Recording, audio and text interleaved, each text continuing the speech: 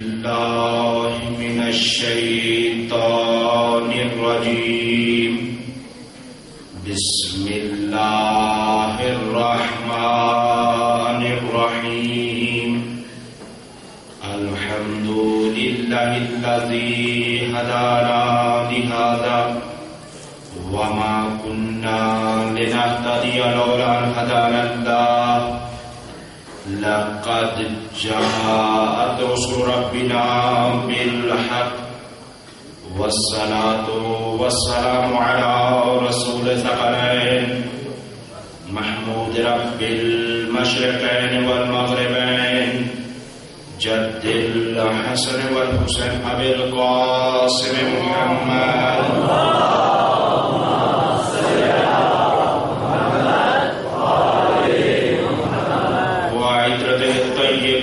الطاهرين المعصومين لا سيما الإمام المبين والكافي الحسين وغياث المضطر المستقيم حجة الله على المخلوقين ووارث الأنبياء والمرسلين المنتظر المهدي.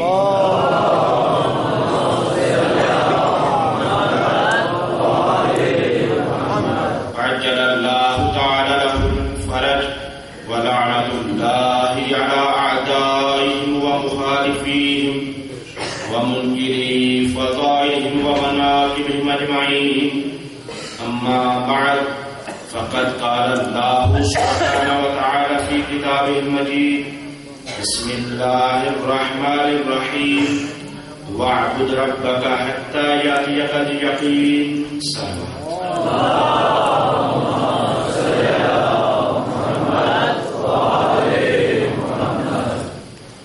زندہ و سلامت رہیں وحدت اہل بیت کے ساتھ.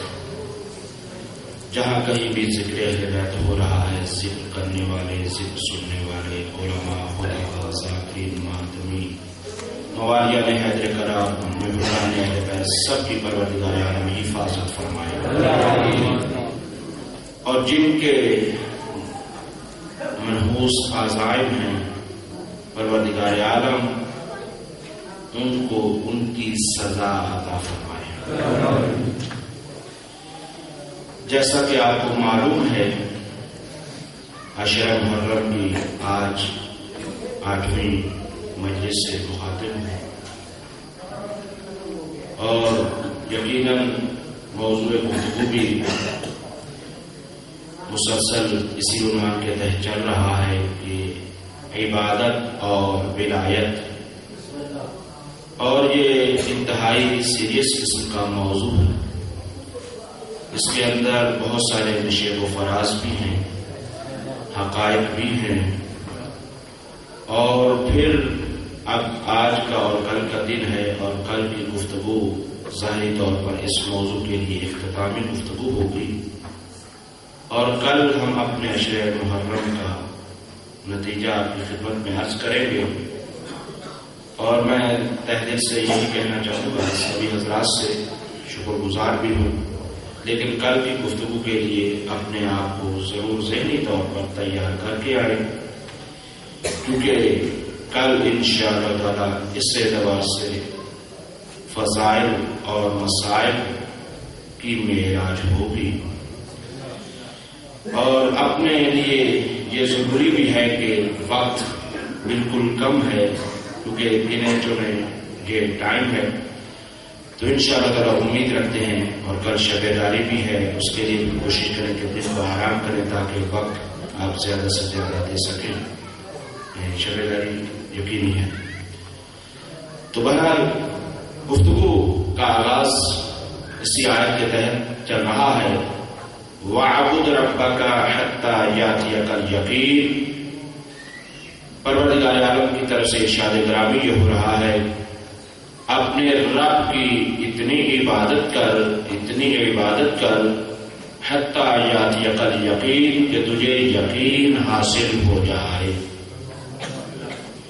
اب میں نے وعدہ کیا تھا عشرہ کے دوران کہ انسان مرکب ہے 2 چیزوں سے.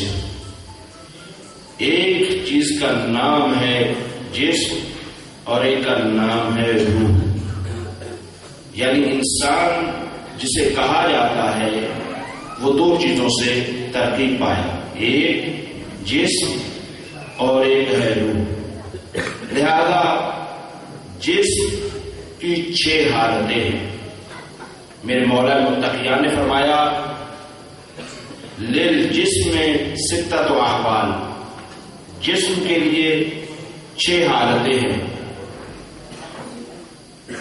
پھر فرمایا کہ وہ کون کون سی 6 حالتیں ہیں؟ المرض، الصحت، النوم، الانتباہ. یعنی یا انسان صحت مند ہے یا بیمار ہے، یا سو رہا ہے یا جاگ رہا ہے. الموت والحیات، یا زندہ ہے یا مردہ ہے. یہ 6 حالتیں ہیں اس ظاہری جسم کی. 7ویں نہیں ہے، 6 سے کم 5 نہیں ہے. یہ ہے فصاحت و بلاغت اہل بیت کہ جو جتنی تعداد بتا دیتے ہیں نہ کبھی اس سے کم ہوتی ہے نہ زیادہ ہوتی ہے.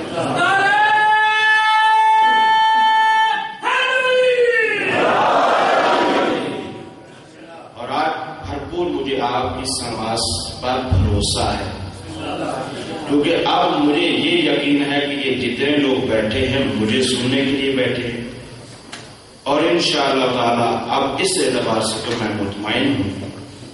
اب یہ ہے کہ کذالک، ساتھ ہی معصوم نے فرمایا کذالک روح بھی اسی طرح سے ہے. جیسے جسم ہے ویسے ہی روح ہے. پھر فرمایا کہ روح کی جو حالت ہے وہ کس طرح سے ہے؟ کہا کہ الحیات للروح، یعنی حیاتها علمها، یعنی روح کی حیات اس کا علم ہے. روح کی حیات کیا ہے؟ حیاتها علمها وموتها جہلها. حیات روح کی زندگی ہے، جہالت اس کی موت ہے. اور آج میں دیکھنا چاہتا ہوں کہ آج آپ مجھے کس معراج پر سننے جا رہے ہیں، کیونکہ یہ پورا ماہ حاصل ہے. آج یوں سمجھیں کہ آج آپ میرے قبضے میں ہیں، اور میں بھی اس طرح سے پڑھنا چاہتا ہوں جیسے میں پڑھا کرتا ہوں. توجہ تو ہے سب. اب آخری آدمی کا جزاک اللہ.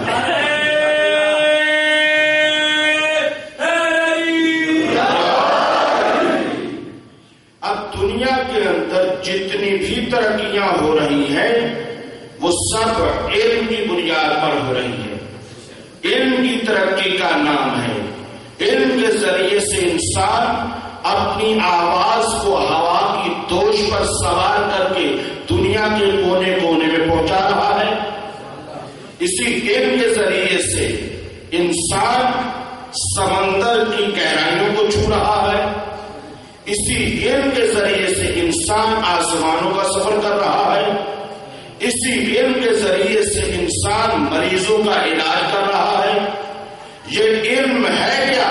توجہ فرمائیں گے. یہ علم کی حقیقت کیا ہے؟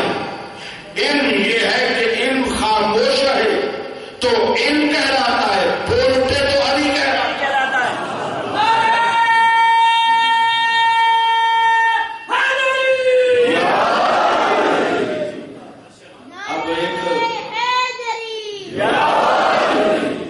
اب ایک بات کہی جا رہی ہے خصوصیت کے ساتھ. میں نے آج تک تو آپ کو زحمت نہیں دی ہے، لیکن ابھی میں مجبوری کو دیکھ رہا ہوں تو زحمت دے رہا ہوں. وہ یہ ہے کہ آپ حضرات ایک دفعہ بلند ہو کر سوال پر کے تھوڑا سا آگے آ گئے.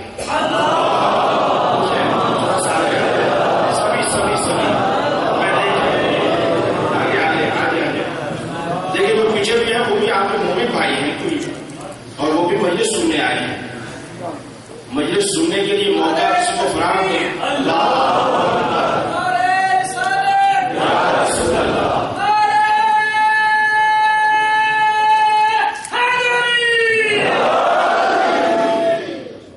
جزاک اللہ. مولا خوش استقبال کیا ہے. انشاءاللہ تعالی آج اتنی دیر پڑھوں گا جتنی دیر تک آپ سنیں گے انشاءاللہ تعالی. اگر صبح بھی ہوگی تو انشاءاللہ صبح کی نماز پڑھا کے اٹھوں گا. بس اتنا ہی ہے. میں نے کیا کہا؟ علم کے ذریعے سے انسان جتنے بھی ترقی ہو رہی ہے علم کے ذریعے سے انسان ترقی کر رہا ہے.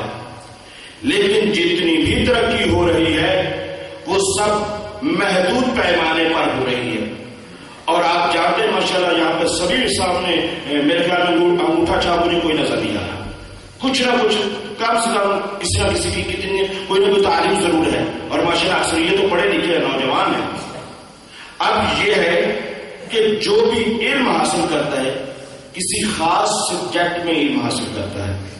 اگر وہ ڈاکٹری میں بھی جاتا ہے تو ایک خاص سبجیکٹ میں جاتا ہے اور جا کر وہاں سے وہ علم حاصل کرتا ہے اور آگے ترقی کرتا ہے. اسی طرح سے دوسرے بھی علوم میں الگ الگ ہیں. لیکن یہ تو دنیا کا علم ہے کہ ایک اگر آنکھ کا ڈاکٹر ہے تو وہ کان چیک نہیں کرتا, کان والا ہے تو زبان کا نہیں ہے.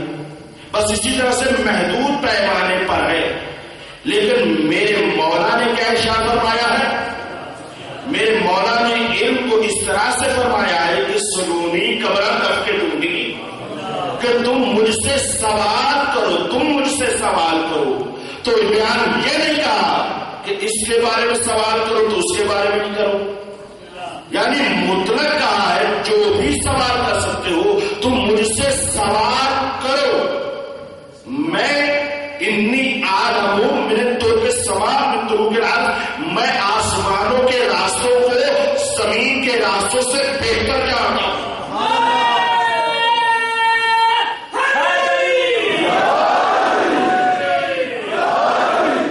یہ وہ حدیث ہے کہ جو آپ نے اکثر سنی ہے, میں نے کوئی نہیں سنائی, لیکن جو میں اس سے نتیجہ دینا چاہتا ہوں وہ شاید آپ پہلی دفعہ سنیں. یہ میری بات ہے. کیا ہے کہ میرے مولا نے فرمایا کہ مجھ سے سوال کرو, اور مولا نے کئی دفعہ سوال کیا.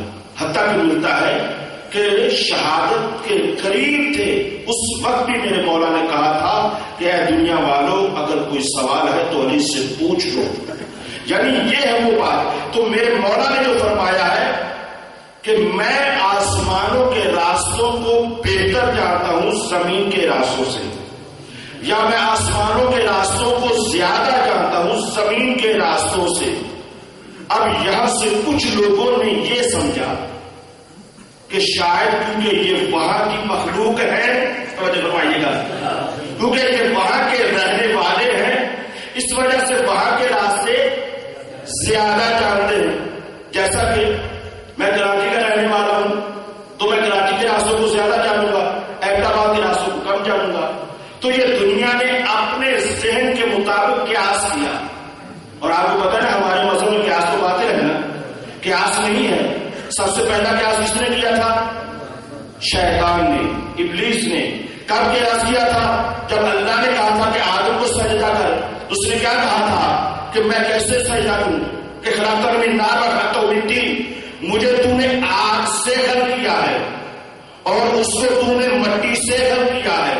اب یہ اس نے قیاس کیا تھا کہ میں آگ سے ہوں, یہ مٹی سے ہے, آگ افضل ہے مٹی سے, یہ اس کا قیاس تھا نا. تو یہ اس نے قیاس کیا تھا, جبکہ اس کو یہ معلوم ہی نہیں تھا کہ آگ افضل نہیں ہے مٹی افضل ہے. وجہ فرمائیں گے, آگ افضل نہیں ہے مٹی افضل ہے. آپ آگ کے حوالے جو چیز کرتے ہیں جلا کر راکھ کر دیتی ہے, مٹی کے حوالے آپ ایک دانہ کرتے ہیں 700 گنا لگا دیتی ہے. تو یہ کیا ہے؟ یہ مٹی ہے, یہ صفت ہے تراب کی. اللہ اکبر, یہ صفت ہے تراب کی. آپ مجھے بتاؤ کہ ابو تراب کی کیا صفت ہوگی, وہ کس کمال پر ہوگے؟ اگر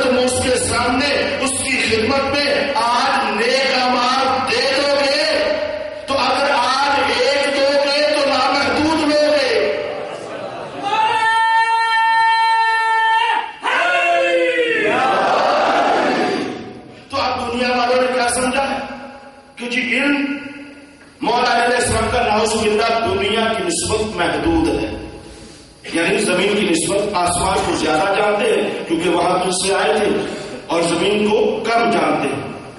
بس اس پر بات کرنا چاہتا ہوں. ہمارے ایک دوست وہ یہ کہتے ہیں کہ کہیں وہ گاڑی میں سفر کر رہے تھے اور سفر بس میں سوار ہوئے، اور وہ کہتے ہیں کہ میرے ساتھ ایک ڈاکٹر صاحب بھی موجود تھے. بس رکی ہوئی تھی، بس میں مختلف چیزیں بیچنے والے آتے ہیں، آپ تو جانتے ہیں.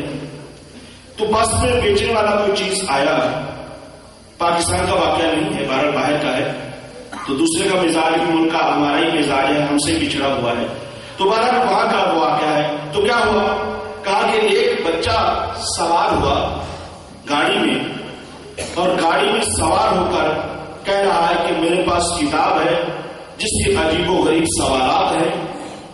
ان میں سے ایک سوال یہ تھا کہ بچہ کس مہینے میں کب روتا ہے. کتنے مہینے ہیں؟ 12 مہینے ہیں. کہا کہ اس سوال اس کے اندر اس بات کا جواب ہے کہ بچہ کس مہینے میں کب روتا ہے. اب یہ مولانا صاحب کہتے ہیں کہ جو ڈاکٹر صاحب تھے وہ ایک دم حیران ہوئے. کہا کہ میں ڈاکٹر ہوں، مجھے نہیں پتا ہے، اس کتاب کے اندر وہ سوال موجود ہے، میں بچوں کا ڈاکٹر ہوں، مجھے نہیں پتا کہ بچہ کس مہینے میں کب روتا ہے. اب یہ میں سوچ رہا تھا، سوچ یہاں بھی رہے ہیں، میں سوچ رہا تھا، اور اتنے میں اس نے اس بچے کو بلایا، کہا ادھر آؤ میرے پاس. وہ بچے کو پاس بلایا، کہا اس کے کتنے پیسے؟ اس نے کہا جی 10 روپے. اس کو 10 روپے دیے اور وہ 10 روپے لے کر چلا گیا. اب اس نے فوراً کتاب کو کھولا کہ میں دیکھوں کہ کون سے مہینے میں بچہ کم روتا ہے. اب جو کھولا تو دیکھا جی فروری کے مہینے میں بچہ کم روتا ہے. اب بڑے لکھے ہزار سمجھ گیا کہ 28 دن ہوتے بھائی. 28 دن کی وجہ سے اس نے کیا کہا کہ بچہ فروری میں کم روتا ہے. جو ماحول ابھی میں نے دیا ہے یہ میرا ہر مجلس میں ماحول ہوتا ہے، بڑا وقت گزرتا گیا. کیا ہے کہ فروری میں بچہ کم روتا ہے. وہ دیکھ کر حیران ہو گیا، لیکن فوراً یہ کہنے لگا کہ یہ بات جواب غلط ہے، بچہ فروری میں کم روتا ہے. نہیں، جواب یہ نہیں ہے، جواب اصل غلط ہے. بچہ برابر روتا ہے. توجہ فرمائیے، بچہ برابر روتا ہے، بچہ کم نہیں ہوتا ہے. چونکہ فروری کے دن کم ہے اس وجہ سے فروری میں کم روتا ہے. مارچ کے دن زیادہ ہے لہذا اس وجہ سے مارچ میں زیادہ ہوتا ہے.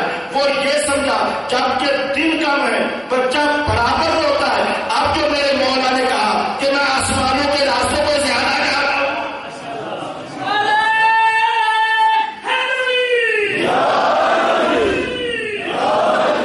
جو میرے مولا نے فرمایا کہ میں آسمان کے راستوں کو زیادہ جانتا ہوں زمین کے راستوں سے، تو اس کا یہ مطلب نہیں ہے کہ مولا کو کم پتا تھا. اس کا مطلب یہ ہے کہ آسمان کے راستے زیادہ ہیں، زمین محدود ہے. ماشاءاللہ یہاں سائنسدان پڑھے لکھے بیٹھے ہیں کہ زمینوں سے زیادہ تو پانی ہے. تو بہرحال یہ ہے کہ میرے مولا نے ہر چیز کا علم محفوظ کیا.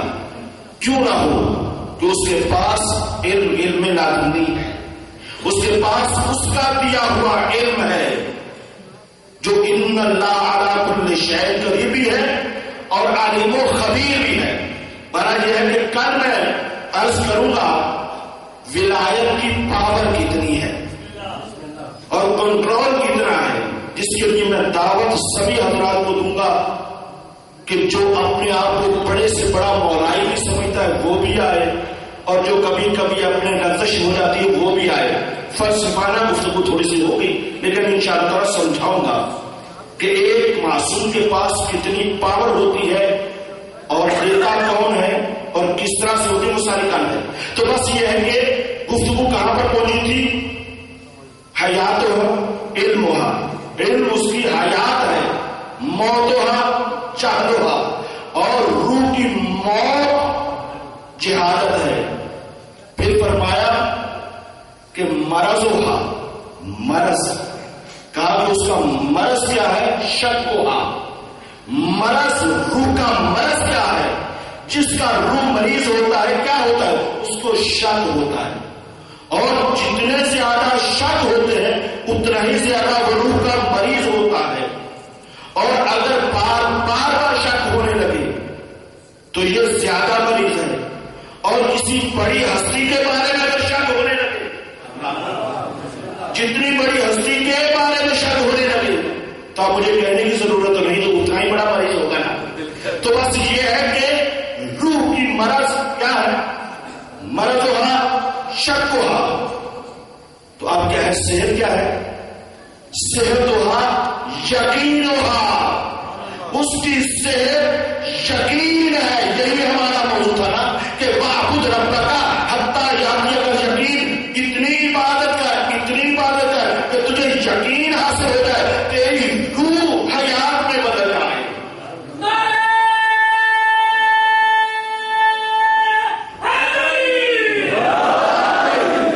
یعنی تیری روح زندہ و تابندہ ہو جائے۔ اور جن کو ہم مانتے ہیں انہوں نے کیا کہا؟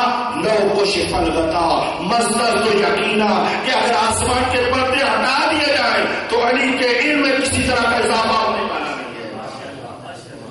اب بہت بڑا جملہ تاکید کے ساتھ کہہ دوں، وہ یہ ہے کہ کس طرح سے یقین میں اضافہ ہوتا، جو چیز بنی سامنے ہو، اللہ اکبر، جب یہ پوری کائنات بنی علی کے سامنے ہے، خدا کے پہلے ارادے کا نام محمد و آل محمد ہے، پہلے ارادے کا نام، پہلی مشیت کا نام، پہلی خلقت کا نام، پہلی مخلوق کا نام، اول ما خلق اللہ العقل، اول ما خلق اللہ النوری، اول ما خلق اللہ القلم، یہ سارے الفاظ بیان کیے، لیکن جب ہم نے دیکھا تو وجود میں جو نظر آئے وہ یہی ہستیاں نظر آئی، کبھی قلم میں نظر آئے، کبھی عقل کے اعتبار سے نظر آئے، کبھی نور کے اعتبار سے نظر آئے۔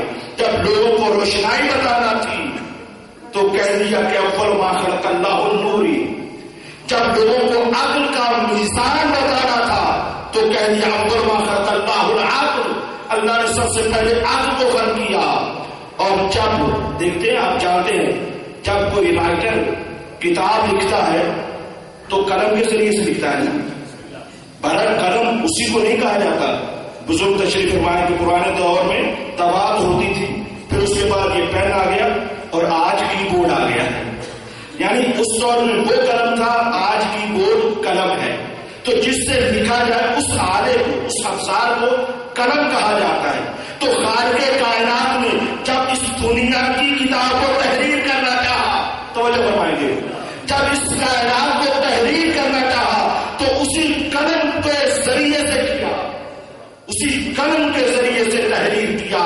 اول سب سے پہلے اس قلم کو خلق کیا ہے، اور اس قلم کی پاور جو ہے وہ میں کل بیان کروں گا کہ اس قلم کے اندر پاور کتنی ہے انشاءاللہ تعالی۔ تو بس یہ ہے کہ یقین کیا ہے؟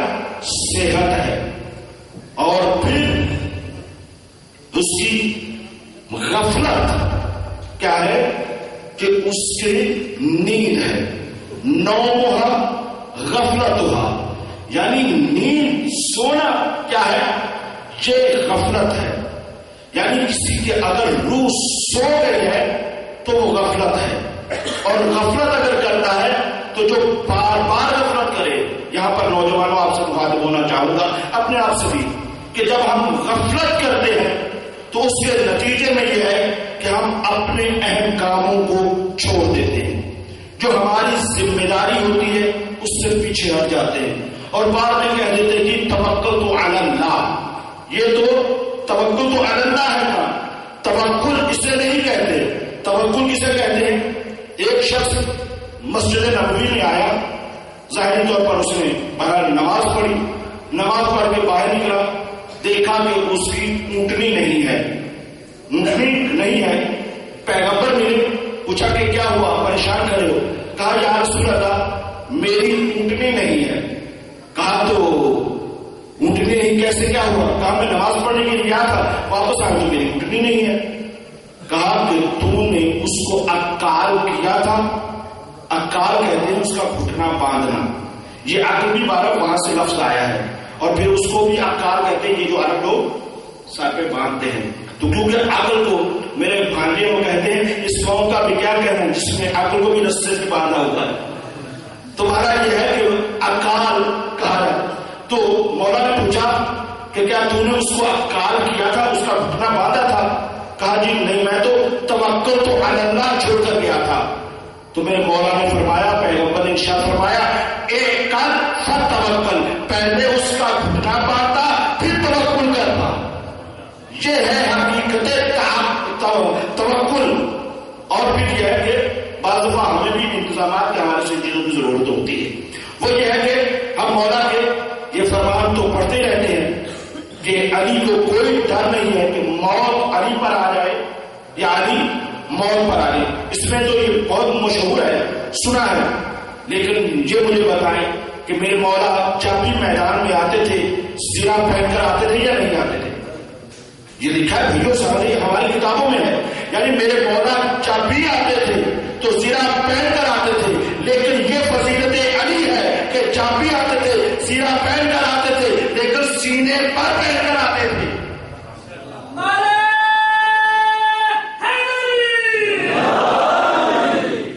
دیکھیں آپ اس کے بعد آپ نے ابھی تو سن لیا نا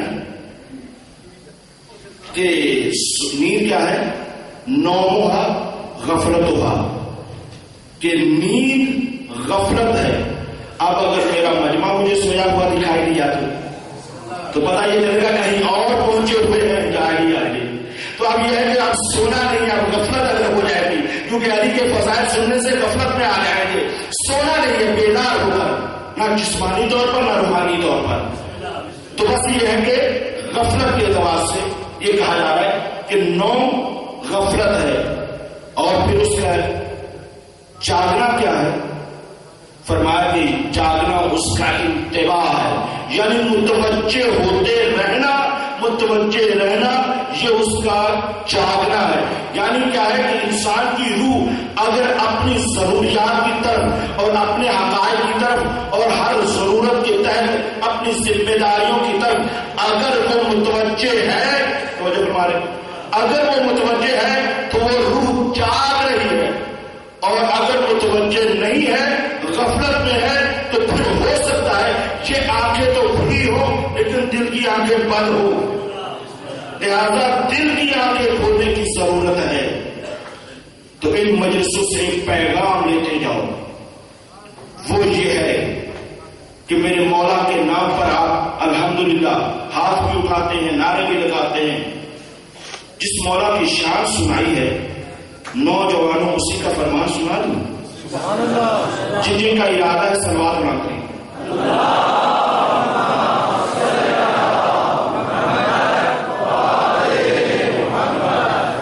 یہ جو ابھی میں گفتگو کرنے جا رہا ہوں، یہ بہرحال میں شب 8ویں کو یہ میں گفتگو کیا کرتا تھا، کیونکہ یہ میری ایک ذمہ داری ہے۔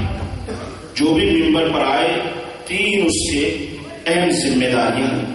فضائل بھی بیان کرے، اگر فضائل نہیں بیان کرتا تو وہ حق ادا نہیں کرتا، اور اسی طرح سے ان کے فرامین، ان کی سیرت بھی بیان کرے، اور مسائل تو یقینی چیز ہے، اس کے بغیر مجلس ہی نامکمل ہے۔ یہ ذمہ داریاں ہیں۔ اب تھوڑا سا اپنے آپ کو آمادہ کریں، بڑے چھوٹے سب حضرات، مولا کا فرمان پڑھنے جا رہا ہوں، اور یہ میرے مولا کا فرمان کسی چھوٹی موٹی کتاب میں نہیں ہے، نہج البلاغہ کے اندر یہ فرمان ہے، جس کی سند کے بارے میں اب آپ کو شک بھی نہیں ہونا چاہیے کہ میرے مولا کیا ارشاد فرما رہے ہیں۔ بس آغاز کرنے جا رہا ہوں۔ یہ میرے مولا متقیان فرماتے ہیں، اتقوا معاصی اللہ فی الخلوات ان الشاہد هو الحاکم۔ اتقوا معاصی اللہ، اے صاحبان ایمان تقوی اختیار کرو۔ توجہ فرمائیں، یعنی یہاں پر میں یہ کہنا چاہوں گا کہ اب مجھے داد نہیں چاہیے، دعا چاہیے۔ اب دعا کا متمنی ہوں، باقی آپ جس طرح سے مجھے چاہے بولے دے چاہے نہ، مجھے میسج جو دینا ہے وہ دینا چاہتا ہوں، اور محرم کا اہم میسج دینا چاہ رہا ہوں نوجوانوں کے لیے، اپنے سب بھائیوں کے لیے، بزرگوں کے لیے، چھوٹوں بڑوں کے لیے۔ وہ کیا ہے کہ میرے مولا نے فرمایا، اتقوا معاصی اللہ فی الخلوات ان الشاہد هو الحاکم۔ اے میرے دوستوں، اے میرے عزیزوں، میرے مولا یہ فرما رہے جس کے ہم نعرے لگاتے ہیں، ہاتھ بلند بلند کر کے، اپنے دل کے اندر خوشی محسوس کر کے، نام سن کر، وہی میرے مولا فرما رہے ہیں کہ اے صاحبان ایمان تقوی اختیار معصیتنا فی الخلاوہ، تنہائی میں. توجہ فرما رہے ہیں جو میرے مولا نے اہم ہمیں متوجہ کیا ہے، کہا کہ تنہائی میں تقوی اختیار کرو. اتقوا معصیتنا فی الخلاوہ ان الشاہد هو الحاکم. جو گواہ ہے، توجہ رہے، جو آج گواہ ہے کل کو وہی حاکم بھی ہے، کل کو وہی جج بھی ہے. تو یہاں پر بس توجہ فرمائیے گا، میرے مولا نے یہ جو جملہ فرمایا ہے، میری نظر میں سوچ میں جتنی بھی میری ہو سکتی ہے، اس سوچ کے اندر ایک علم غیب کی خبر ہے. اس علم غیب کے ذریعے سے میرے مولا نے یہ ارشاد فرمایا ہے. اس زمانے پر یہ مسئلہ اتنا نہیں تھا جتنا آج مسئلہ ہے، اس دور میں اتنا مسئلہ نہیں تھا. میرے مولا نے یہ نہیں کہا ہے کہ اتقوا معصیتنا فی الاجتماع، یعنی اجتماع میں تقوی اختیار کرو اور برائیوں سے بچو، یہ نہیں کہا. میرے مولا نے کیا کہا؟ تقوی اختیار کرو کب؟ جب تم تنہا ہوتے ہو، جب تم اکیلے ہوتے ہو، اس وقت تقوی اختیار کرو. اور پھر دوسرے مقام پر میرے معصوم کی روایت ہے، امام نے فرمایا کہ کوئی ایسا زمانہ آئے گا، اس روایت کی روشنی میں نے اس کو قرار دیا ہے کہ یہ علم غیب کی خبر ہے. میرے مولا نے ارشاد فرمایا کوئی ایسا زمانہ آئے گا جس زمانے میں انسان صبح گھر سے ایمان کے ذریعے سے نکلے گا، با ایمان نکلے گا، بے ایمان ہو کر واپس آئے گا. اور پھر ایک زمانہ آئے گا کہ جب گھر میں ایمان کے ساتھ داخل ہوگا، ایمان کے ساتھ داخل ہوگا، لیکن جب صبح گھر سے نکلے گا تو بے ایمان ہو کر نکلے گا. اب یہ جملہ بہت سخت ہے.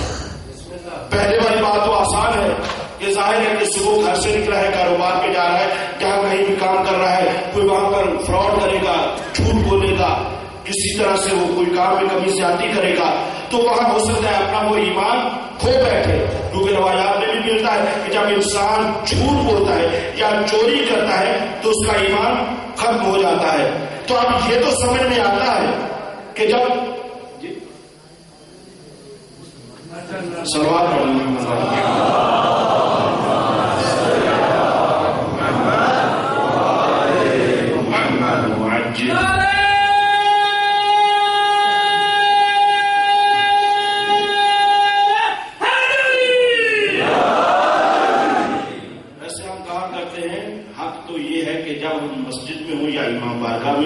جب رابطہ خدا اور اہل بیت سے ہو تو دنیا کے رابطے توڑ کر بیٹھنا چاہیے. بارہ کوئی مجبوری ہوگی ظاہر ہے، لیکن یہ ہے کہ اگر کسی کا موبائل ابھی آف نہیں ہے تو یا سائلنٹ پہ کریں یا آف کریں. اب کیا ہے، پوری بات غلط توجہ ہٹ گئی تھی، میں آپ کی طرف متوجہ ہو گیا تھا. درود پڑھ دو محمد والے محمد.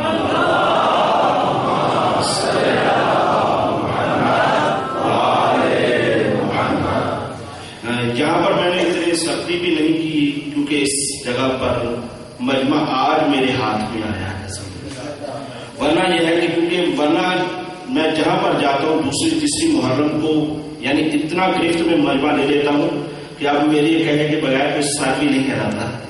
لیکن یہ ہے کہ یہاں پر بہر میری لیکن موبائل کی مشکل یہ ہوئی ہے کہ اس کے اوپر ضرور، کیونکہ بعض دفعہ ویسے تو مومن کی نشانی یہ نہیں ہے کہ مومن کا موبائل ہو اور اس میں آواز کسی غیر مومن کی ہو. بس اتنے میری بات سے سمجھ گیا ہوں گے نا. یا نوحہ ہونا چاہیے، یا قصیدہ ہونا چاہیے، یا تلاوت ہونی چاہیے، یہ چیزیں ہونی چاہیے. مومن کے موبائل میں کوئی ایسی آواز نہیں ہونی چاہیے. تو جس وجہ سے میں نے شدت اختیار کی، مجبوراً اس کو ظاہر بھی کر دوں کہ میں ایک جگہ پر مجلس پڑھ رہا تھا اور جب میں مسائل پر آیا تو اس وقت کسی صاحب کا قریب میں بیٹھے ہوئے موبائل جگہ اور اس میں غیر مناسب آواز تھی. بس اتنے کیسے، جس کی وجہ سے اس کے بعد میں نے انتہائی شدت کی ہے. تو انشاءاللہ تعالی اس چیز کا آپ میری مجلس میں نہیں، جب بھی آپ مجلس میں جائیں، کیونکہ ہماری عزاداری ہی تحفظ ہے اور احترام عزاداری سب سے پہلے ضروری ہے. اس چیز کا ضرور خیال رکھا کریں. اب یہ ہے کہ میں نے آپ کے سامنے جو عرض کیا ہے کہ میرے مولا نے کیا ارشاد فرمایا تھا کہ رات کو لوگ اپنے گھر میں جب واپس آئیں گے تو ایمان کے ساتھ آئیں گے، لیکن جب صبح جائیں گے تو ایمان سے خالی ہوں گے. تو یہ کیسے ہو سکتا ہے؟ لیکن آج کے دور میں یہی کچھ ہو رہا ہے. آج کے دور میں یہی کچھ ہوتا ہے. کیا ہے کہ گھر میں انسان جب آتا ہے محنت مزدوری کر کے اپنی محنت کا پیسہ لے کر رزق حلال کما کے جب واپس گھر میں آتا ہے، لیکن گھر کے اندر کچھ چیزیں ایسی ہیں جس کو میں تفصیل سے بیان نہیں کر سکتا، صرف اتنا ہی کہہ سکتا ہوں یا وہ انٹرنیٹ ہے یا وہ ٹی وی ہے. یہ دو چیزیں اہم ہیں، باقی بھی کچھ ہو سکتا ہے. یہ دو چیزیں ایسی ہیں کہ ایماندار آدمی کو بے ایمان بنا دیتی ہیں، اور پھر اچھے خاصے کو کبھی کبھی تو باہر نہ جانے کچھ کہہ نہیں سکتے، لیکن یہ ہے کہ بہت زیادہ اسی کا اثر ہوتا ہے. تو شاید اسی بات کو اور اسی زمانے کو میری سوچ کے مطابق میرے مولا نے 1400 سال اس زمانے کو دیکھ کر فرمایا اتقوا معاصی اللہ فی الخلوات، تقوی اختیار کرو تنہائی میں، مسجد میں نہیں. مسجد میں تو الحمدللہ ہم سب متقی ہوتے ہیں، امام بارگاہ میں نہیں. امام بارگاہ میں تو بڑھ چڑھ کر تقوی دکھاتے ہیں، یعنی ایسے اجتماعات میں نہیں جو بنیادی ہیں، وہاں تو ہم سب ہیں ہی ہیں. لیکن میرے مولا نے جو فرمایا اتقوا معاصی اللہ فی الخلوات ان الشاہد هو الحاکم، یہ دنیا کی عدالتیں اور ہیں. دنیا کی عدالتیں یہ ہے کہ جھوٹے گواہ، جھوٹے جج، اور آج کسی کو خرید لیا، کل کسی کو خرید لیا. اب دنیا کے اندر تو یہی کچھ ہوتا ہے. لیکن یہ بھی آپ نے دیکھا کہ گواہ کوئی اور ہوتا ہے، جج کوئی اور ہوتا ہے. سچی گواہیاں دے بھی دی جائیں، کتنے شہداء کی ہم نے گواہیاں دی، لیکن جج نے فیصلہ کچھ اور کیا، اور فیصلہ بھی اگر ہو جاتا ہے تو اقدام نہیں ہوتا. دنیا کی عدالتوں میں کتنے کچھ ہو رہا ہے. آپ مجھ سے بہتر جانتے ہیں پاکستان کے حالات کیا ہے کہ جو گواہ ہوتا ہے وہ جج نہیں ہوتا. لیکن میرے مولا نے کیا ارشاد فرمایا ان الشاہد هو الحاکم. توجہ رکھنا، یہ نہ سوچنا کہ دیکھنے والا کوئی اور ہے اور فیصلہ کرنے والا کوئی اور ہے. ہو سکتا ہے ہم دھوکہ دے لیں، نہیں، جو دیکھ رہا ہے کل کو وہی حکم لگانے والا، وہی بتانے والا ہے. عزیزو، جب وہی دیکھ بھی رہا ہے، وہی کل کو حکم لگانے والا ہے، تو پھر غیرت کیوں نہیں کرتا؟ پھر سوچتا کیوں نہیں؟ یہ باتیں کرنی تو نہیں لگ رہی.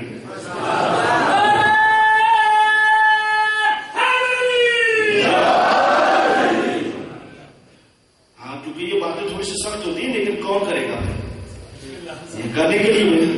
تو بارہ حوصلہ چاہیے، ہمت چاہیے. بارہ یہ ہے کہ میرے مولا نے یہ جو ارشاد فرمایا ہے اس پر ہمیشہ عمل پیرا ہونا چاہیے. دوسرا کل میں نے اپنی مجلس میں بھی اشارہ کیا تھا، وہ بھی ضروری ہے. وہ یہ تھا کہ ڈگریوں کے چکر میں اپنے بچیوں کی عمروں کو زیادہ نہیں کریں. ایک وقت ہوتا ہے، بہت سارے، یہ باقاعدہ ایک ٹاپک ہے جو پوری تقریر چاہتا ہے، جس کا عنوان یہ ہے کہ رشتہ زوجیت کیسے قائم ہو. کیونکہ میں نے جان بوجھ کر اس کا بھی سہارا لیا ہے، کیونکہ آج آپ کو تذکرہ معلوم ہے شہزادہ قاسم کا ہے، تو ایک رب تو ہے نا جو آپ نے سنا ہے. تو ایک رب کے تحت میں یہاں پہ ذکر کرنا چاہتا ہوں. وہ یہ ہے کہ معصوم یہ فرماتے ہیں کہ بیٹی کا جوان ہو جانا یہ ایسے ہی ہے جیسے پھل کا پک جانا ہے. پھل پک جاتا ہے نا، اور پھل جب پک جائے اور اگر اس کو نہ توڑا جائے تو وہ سڑ جاتا ہے یا نہیں. تو فرمایا کہ ایک بیٹی بھی ایسے ہی ہے، جب وہ جوان ہو جاتی ہے اگر اس کی شادی نہ کی جائے تو وہ بھی اسی طرح سے فاسد ہو جاتی ہے جیسے ایک پھل. اور پھر یہاں پر دونوں کو جدا جدا کر رہے ہیں کہ ڈگریوں کے چکر میں آ جاتے ہیں، لیکن یہ نہیں دیکھتے کہ ضرورت کس امر کی ہے. میرے مولا نے ارشاد فرمایا کہ جہاں پر اب مسئلہ کیا ہے، ہم اسے بہت زیادہ تقاضوں کے یہاں تو پہلی دفعہ آیا ہوں، لیکن پوری دنیا کے اندر یہ مسائل ہیں، اور ہر جگہ جب جاتے ہیں تو یہی کہا جاتا ہے کہ جی ابراہیم ہمارے بچیوں کے حق میں دعا کیجیے گا. پتہ نہیں بندشیں ہو گئی ہیں، رشتے نہیں آ رہے، جبکہ یہ ہے کہ اپنی ڈیمانڈ زیادہ کر کے بیٹھے ہوئے ہیں. جو شرائط اسلام نے رکھی ہیں ان پر توجہ کم ہے، جو دنیا کی ہے اس پر زیادہ ہے. لہذا اس وجہ سے یہ ہے کہ پھر جادو ٹونا اس پر زیادہ لوگوں کا ذہن بنا ہوا ہے. جبکہ انشاءاللہ تعالیٰ کبھی موقع آنا سے ملا تو ذکر کریں گے، اس سے بھی بہت زیادہ خرابیاں ہو رہی ہیں. صرف اتنا ہی کہہ دیتا ہوں جادو پر بھی، کیونکہ یہ بہت زیادہ ہوتا ہے. جی فلاں نے جادو کیا، فلاں نے تعویذ کیا، یہ کر دیا، وہ کیا، ساس بہو کے خلاف، بہو ساس کے خلاف. اچھے خاصے پڑھے لکھے لوگوں کو ہم نے دیکھا ہے اسی چکر میں آ جاتے کہ فلاں نے جادو کیا ہوا ہے. میں دعوے سے کہتا ہوں، بڑے بڑے میں کہہ رہا ہوں، آج بھی یہاں ہوں، کل بھی یہاں ہوں، پرسوں بھی یہاں ہوں. میں بڑے بڑے میں کہہ رہا ہوں کہ جس کے پاس جتنا جادو ہے، جتنا کوئی تعویذ بنا سکتا ہے، اس کو میں دعوے سے کہتا ہوں جائے اور تعویذ لے کر آئے، جو کچھ کرنا چاہتا ہے لائے میرے گلے میں ڈالے.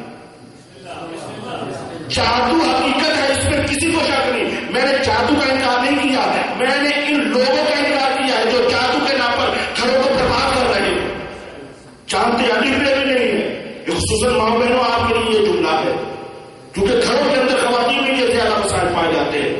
جی وہاں سے تعویذ ایک ہی پیر صاحب کے پاس چلی جاتی، ساس بھی جاتی، بہو بھی جاتی ہے، دونوں کو تعویذ ایک ہی دے دیا جاتا ہے اور گھر کے اندر فساد شروع کر دیے جاتے ہیں.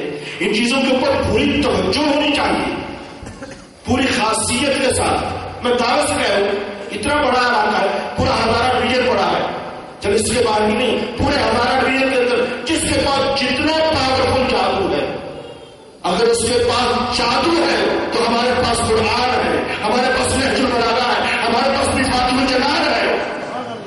اگر اس کے پاس شیطان کا علم ہے تو ہمارے پاس رحمان کا علم ہے.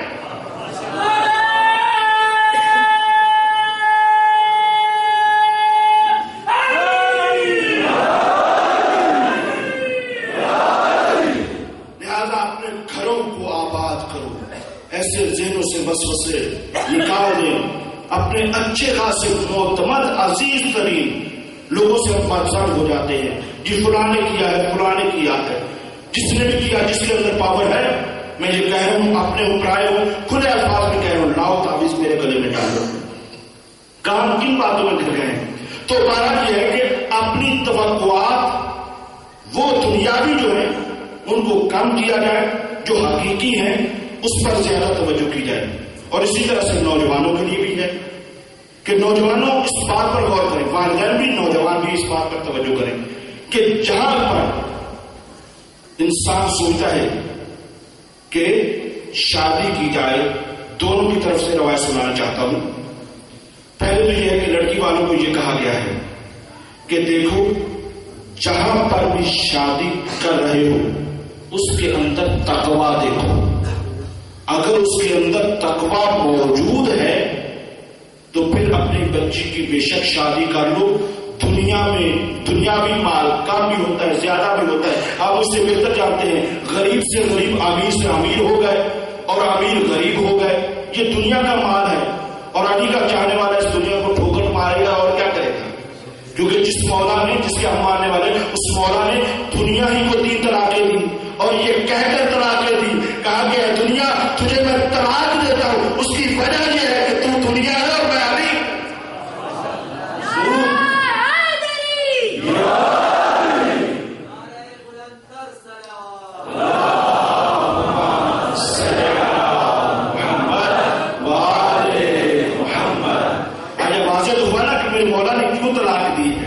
کیونکہ دنیا ہے، کیونکہ دنیا دنوں سے نکلی ہے. دنوں کہتے ہیں پستی کو، علی علو سے نکلا ہے، علو کہتے ہیں بلندی کو. تو توجہ تو فرمائی، میرے مولا نے اسی وجہ سے طلاق دی کہ اے دنیا تو دنیا ہے اور میں علی ہوں. اب جو علی کا چاہنے والا ہوگا، چاہے وہ لڑکا ہو چاہے وہ لڑکی ہو، چاہے وہ لڑکے والے ہو چاہے وہ لڑکی والے ہو، اس کے سامنے دنیا حقیر ہو کر رہ جائے. دنیا پر نظر نہیں ہونی چاہیے. معصوم نے فرمایا کہ جہاں پر اپنی بچی کا رشتہ کرنے جا رہے ہو اس کے اندر تقویٰ دیکھو. صرف اتنا بھی کہہ دیتے تمہاری آنکھوں کا نور نہیں تھا فرمایا. ہمیں کہنا چاہیے تھا، فارسی میں جملہ کہتے ہیں چاش، یعنی جسے کہتے ہیں فور میں کیا سر، تو ہمیں کہہ دینا چاہیے تھا. لیکن کیا مولا نے ساتھ وضاحت بھی فرما دی کہ اقرار میں شک تو تمہیں نہیں ہے، لیکن اس کی وضاحت بھی کر دیتا ہوں. کہا کہ اگر بیٹی کا رشتہ کرو گے کسی متقی کے ساتھ تو ہاتھ سے بات خالی نہیں ہے. یا وہ شخص تمہاری بیٹی، یہ روایت بعد میں میرے اوپر اعتراض نہیں کیجیے گا کہ ممبر سے کیا کیا پڑھ رہے ہیں. جب معصوم فرما سکتے ہیں وہ اس چیز کو واضح کرنے کے لیے، ہماری تربیت کے لیے، تو اسی پیغام کو بے عین ہی پہنچانے میں ہمیں بھی شک نہیں کرنی چاہیے. لہٰذا یہ کہ معصوم نے فرمایا کہ دو ہاتھ سے خالی نہیں ہے، یا اس بیٹی کو، اس لڑکی کو وہ لڑکا پسند کرے گا یا نہیں کرے گا. اے پسند کی شادی کرنے والے، سننے والے، ذرا اس پر غور کیجیے گا. موبائل نے تو ایسا تباہ و برباد نوجوانوں کو کر کے رکھ دیا کہ کچھ کہا، بہت زیادہ کہنے کو تو چاہتا ہے لیکن خاموش ہو. کیا ہے کہ جہاں پر بھی شادی کر رہے ہو تو متقی اور تقویٰ دیکھو، دو ہاتھ سے خالی نہیں ہے. یا وہ تمہاری لڑکی کو پسند کرے گا یا نہیں کرے گا. اگر تو پسند کرے گا تو یقیناً اچھی زندگی گزرے گی. انسان جس کو پسند کرتا ہے اس کے ساتھ اچھی زندگی گزارتا ہے. مسئلہ دوسری بات میں ہے. دوسری بات میں یہ فرمایا کہ اگر اتفاق سے اسے یہ لڑکی پسند نہ آئی تو یاد رکھو یہ اس پر ظلم نہیں کرے گا. توجہ فرما رہے ہیں، یہ اس لڑکی پر ظلم نہیں کرے گا. اس کی وجہ کیا ہے؟ معصوم نے فرمایا کیونکہ متقی ظلم نہیں کرتا ہے. لہذا جب متقی ظلم نہیں کرتا ہے تو دونوں باتوں میں فائدہ تمہیں ہے. تو تقوی کو بنیاد بنایا ہے. بہرحال باقی چیزیں بھی اپنے اعتبار سے ہیں، ایسا مسئلہ بھی نہیں ہے کہ زیرو کر دیا جائے. جو ہم گفت کہا گیا ہے باقی چیزوں کو بھی دیکھنا چاہیے لیکن اس سے زیادہ نہیں.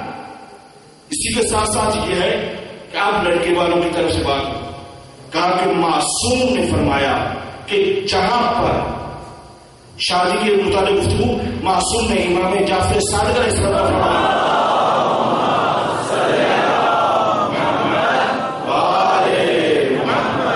امام نے فرمایا گندگی میں کھلے ہوئے پھول کو کبھی اپنے گلدستے میں نہ سجا لینا.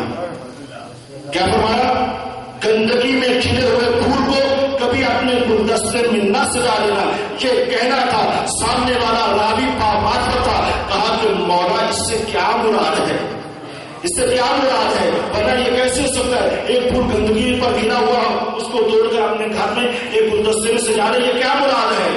جب دیکھا کہ ابھی یہ معرفت ہے تو کہا کہ سنو، کسی غلط اور گندے خاندان کی لڑکی کو اپنی بہو بنا کے لے آنا یہ ایسے ہی ہے جیسے گندگی پر کھلے ہوئے پھول کو اپنے گلدستے میں سجانا.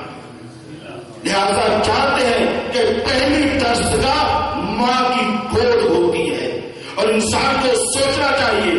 آپ سردی اور گرمی سے بچاتے ہیں کہ نہیں اپنی اولاد کو؟ فلاں محلے میں نہیں جانا، فلاں گھر میں نہیں جانا، فلاں جگہ پہ نہیں جانا. تو یہ بھی تو سوچو کہ آپ پہلی مرتبہ اپنی اولاد کو کہاں رکھ رہے ہیں، کون سی گود دے رہے ہیں. تو اس کا بھی تو خیال ہونا چاہیے اور یہ خیال پہلے سے ہونا چاہیے. یہ نہیں کہ جب زمانہ گزر جائے 2-3 بچوں کے بعد آپ رونا شروع کریں. نہیں، ایک خاتون آئی کسی ماہر نفسیات کے پاس اور آ کر اس نے کہا کہ میرے بچہ، اس کا ماہر نفسیات بتائیے کہ میں کیا کروں. کہا کہ کتنی دیر کا بچہ ہے؟ کہا 2 سال کا ہے. ماہر نفسیات نے کیا کہا کہ تم 2 سال دیر سے آئی. یعنی کیا مطلب؟ یعنی جب بچہ پیدا ہوا تھا تمہیں اسی وقت آنا چاہیے تھا. یہ تو ماہر نفسیات کی سوچ ہے، لیکن اسلام کی سوچ یہ ہے کہ نہیں، اس سے پہلے سوچو. جس کے بارے میں ہم گفتگو کر بھی چکے ہیں کہ جناب عقیل کو کیا کہا تھا امام نے، یعنی وقت سے پہلے بتایا تھا، سوچ پہلے رکھنی چاہیے. لیکن دنیا میں کیا ہوتا ہے، دوسری چیزوں کے اوپر زیادہ توجہ ہوتی ہے، ان چیزوں کے اوپر کم توجہ ہوتی ہے. علامہ ذیشان جوادی صاحب کا آپ نے نام سنا ہوگا، جن کا قرآن پاک کا ترجمہ بھی ہے. وہ کہتے ہیں کہ ایک جگہ پر ہم گئے، لڑکے کی شادی تھی، انہوں نے ہمیں بلایا. اتفاق سے کہتے ہیں کہ میں دونوں کو جانتا تھا، لڑکے والوں کو بھی جانتا تھا، لڑکی والوں کو بھی جانتا تھا. میں نے ان سے پوچھا، پہلے تو میں نے لڑکی والوں سے پوچھا کہ یہ بتائیں کہ یہ آپ نے کیا غصب کیا ہے، کس لڑکے کو دے رہے ہو؟ توجہ پائیں گے. کہا کہ تم نے یہ رشتہ کہاں کر دیا ہے، یہ کس کے حوالے کر رہے ہو؟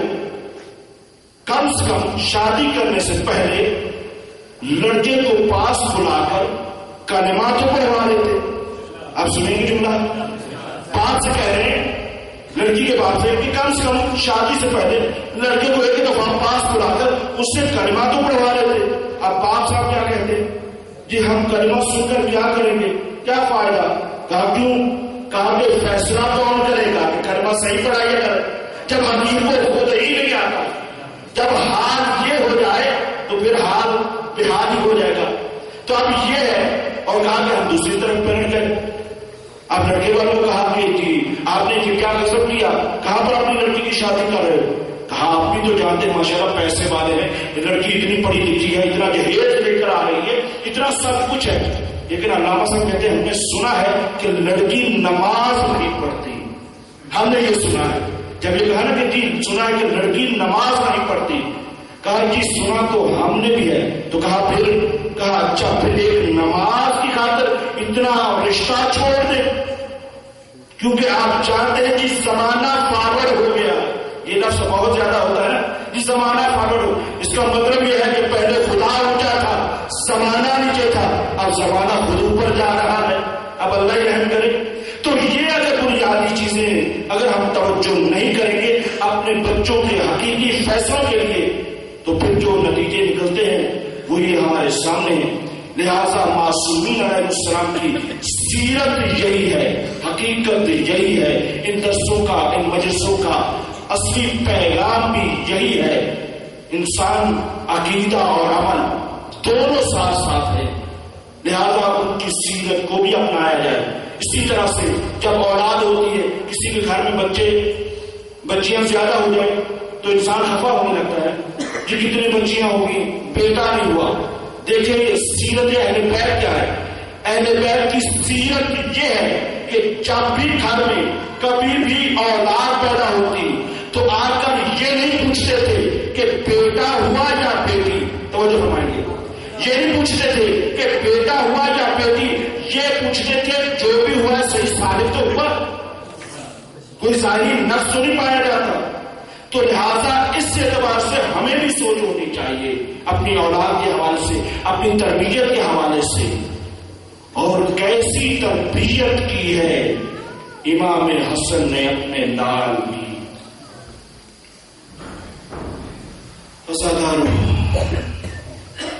یہ سارا پیغام تھا، مقدمہ تھا اس شہزادے کے لیے کہ جس کو آپ ابھی خراج عقیدت پیش کریں گے. لیکن آج کا مسائل کچھ نفسیاتی سا ہے. غور کریں، مائیں بہنیں بہتر سمجھ سکتی ہیں اور ہر ذی شعور اس بات کو بہتر سمجھ سکتا ہے کہ ایک بیوہ ماں کے لیے فقط سہارا اس کی اولاد ہوا کرتی ہے. ایک بیوہ ماں کے لیے فقط واحد سہارا اس کی اولاد ہوا کرتی ہے. اسی طرح سے شہزادہ قاسم بھی اپنی ماں کو یقیناً عزیز ہوں گے.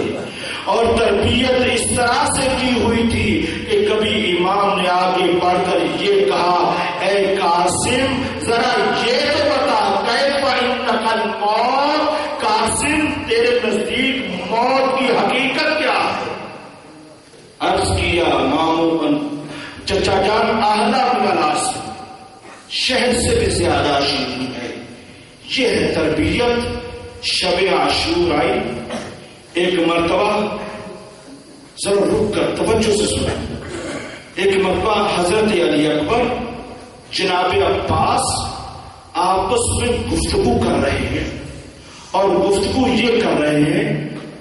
حضرت علی اکبر یہ کہہ رہے ہیں، چچا عباس کل روز عاشور ہے، کل سب شہید ہوں گے.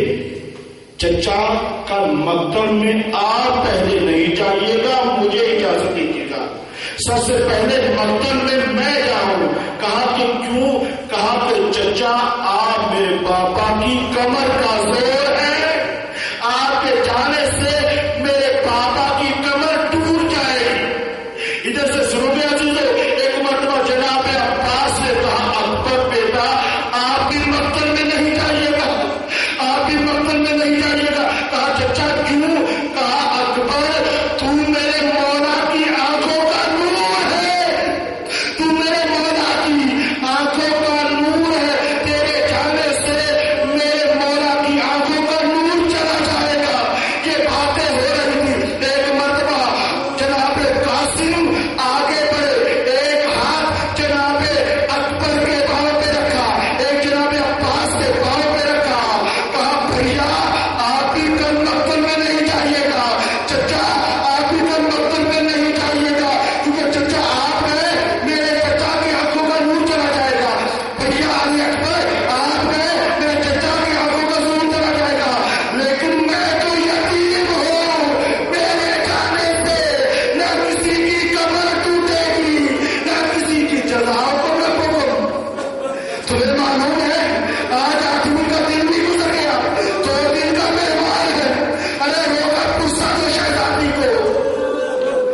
بہت پیارا تھا قاسم. ایسا کرو ایک مرتبہ یہ جملہ ایک مرتبہ جب یہ جملہ کہا نا، ایک میں نے بولا امام حسین جلدی سے آئے، قاسم کو سینے سے لگایا اور کہا قاسم تو نے کیسے محسوس کر لیا؟ میں نے تو اکبر سے زیادہ تمہیں چاہا ہے، میں نے تو اکبر سے زیادہ تمہیں پیار دیا ہے. بس ایسا کرو اب جو صبح ہوئی اب ایک